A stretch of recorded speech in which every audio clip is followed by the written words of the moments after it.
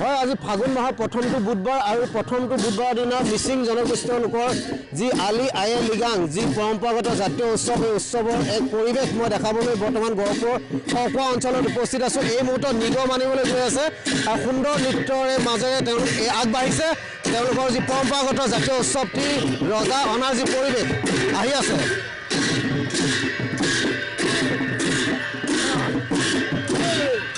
বৰ্তমান আপোনালোক কলৈ গৈ আছে? আমি বৰ্তমান আমাৰ লিগামত যিটো আমাৰ নিগম মানে ৰজা পাতিছোঁ তেখেতক আমি আদৰিবলৈ গৈ আছোঁ। আৰু আপোনালোকে বৃহত্তৰ ৰাইজে খকুৱা অঞ্চলত এইবাৰ পাতিছে আলি আয়ে লিগাং। আলি আয়ে লিগাংটো আমি এই বছৰ আনুষ্ঠানিকভাৱে পাতিছোঁ। আমি আমাৰ ভাল লাগিছে। এতিয়া নিগমক আদৰিবলৈ গৈ আছোঁ। আমি এতিয়া যেতিয়া নিগমৰ ঘৰত যাম আকৌ নিগমক পুনৰ আমি আকৌ আমাৰ আলি আয়ে লিগাং পতা স্থানলৈ লৈ আহিমগৈ। তাৰ কাৰণে আমি বৰ্তমান ৰাওনা হৈ আছোঁ। ধন্যবাদ। আমি ধুনীয়াকৈ যি নাচি গৈ আছে আমাৰ যুৱতীসকল মিচিং যুৱতীসকলক মই দেখাবলৈ বিচাৰিম। এই মুহূৰ্তত সুন্দৰ নৃত্যৰ তেওঁলোকে তালে তালে গৈ আছে। এই মুহূৰ্তত এক সুন্দৰ পৰিৱেশ জাতীয় পৰম্পৰাগত এই সুন্দৰ সাজপাৰ মনোমোহা এক পৰিৱেশ বুলি ক'ব লাগিব। মনোমোহা গাভৰুসকলক দেখাব বিচাৰিছোঁ। মনোমোহা পৰিৱেশ সৃষ্টি কৰি এই মুহূৰ্তত গাভৰুসকল ক্ৰমাৎ আগবাঢ়িছে নিগম আনিবৰ বাবে। এই পুৱাৰ পৰিৱেশ পুৱাৰ ভাগৰ এই সময় এই পৰিৱেশ এই বৰ্তমান দেখুৱাই আছোঁ। আৰু ৰাজহুৱাভাৱে খোৱা যি তেওঁলোকৰ অঞ্চল বিদ্যালয়ৰ প্ৰাংগণত এইবাৰ সকলোৱে মিলি এই উৎসৱটি পালন কৰিছে। সুন্দৰ পৰিৱেশ দেখুৱাই আছোঁ। এগৰাকী যুৱতীৰ ওচৰলৈ যাম। কেনেকুৱা লাগিছে?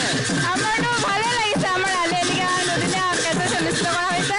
আমাৰ ৰাইজে ৰাতিপুৱাৰ পৰা মানে কাৰ্যসূচী অনুষ্ঠান কৰা হৈছে। তেনেকৈ আমাৰ ফূৰ্তি কৰি আছে আৰু এতিয়া নিগম ৰজা আনিব গৈ আছে। এতিয়া আমি নিগম আনিব গৈ আছোঁ। তাৰপিছত আমি ঘূৰি আহিম আকৌ এনেকৈ গৈ আমি আৰু এগৰাকী যুৱতীৰ ওচৰলৈ যাম। কেনেকুৱা লাগিছে ইমান সুন্দৰকৈ সাজপাৰ কৰি তোমাৰ নাচিছা? ভালেই লাগিছে, ফূৰ্তি পাইছোঁ, খুবেই ভাল লাগিছে। প্ৰতি বছৰ এনেধৰণে কৰি নিশ্চয় এয়া এনেদৰে ছাতি লৈ ৰজা আনিবলৈ যোৱা আদৰি অনাৰ পৰিৱেশটো দেখুৱাইছোঁ। এনেকৈ সকলোৱে সমজুৱাভাৱে আগবাঢ়িছে যিহেতু আনিব। তাৰপিছত ইয়াত যি মুৰং ঘৰ আছে মুৰং ঘৰৰ কাষত যি তেওঁলোকৰ পৰিৱেশ চৌদিশে কৃষি কাৰ্য কৰিছে। মই আৰু এগৰাকী ব্যক্তি আছে। কি ক'ব আলি আয়ে লিগাং সন্দৰ্ভত? আলি আয়ে লিগাং হৈছে ফাগুনৰ প্ৰথমটো বুধবাৰ আমাৰ মিচিং সম্প্ৰদায়ে আলি আয়ে লিগাং উদযাপন কৰা হয়। আলি আয়ে লিগাং অকল আমাৰ উৎসৱেই নহয়, আমাৰ এইটো শক্তি আত্মা আৰু উৎসৱ হয়। সেইটো কাৰণে আমি প্ৰত্যেক ইয়াৰ পৰা মেছেজ দিব বিচাৰোঁ আলি আয়ে সকলো জাতি সম্প্ৰীতিৰ মাজত সম্প্ৰীতি বজাই ৰাখক আৰু বিভিন্ন জাতি জনজাতিৰ মাজত একতাটো আনক, তাৰ বাবে সকলো ৰাইজৰ আহ্বান জনাইছোঁ। নিশ্চয় আমি দেখুৱাই আছোঁ বৰ্তমান এই মুহূৰ্তত এটা সুন্দৰ পৰিৱেশ, এক অতি মনোমোহা পৰিৱেশ বুলি ক'ম। যুৱতীসকলৰ এই যি সাজপাৰ সকলোৱে যি জাতীয় পৰম্পৰাগত সাজপাৰ পিন্ধি এই মুহূৰ্তত এটা পথেৰে গৈ আছে গহপুৰ খকুৱা অঞ্চলত। এই অঞ্চলৰ ৰাইজে এইবাৰ মিলিজুলি আলি আয়ে লিগাং পাতিছে। মূলতঃ জাতীয় উৎসৱ আৰু কৃষিভিত্তিক উৎসৱটি আজি পথাৰত প্ৰথম বীজ সিঁচাৰ যি পৰম্পৰা সেই পৰম্পৰা তেওঁলোকে কৰিব।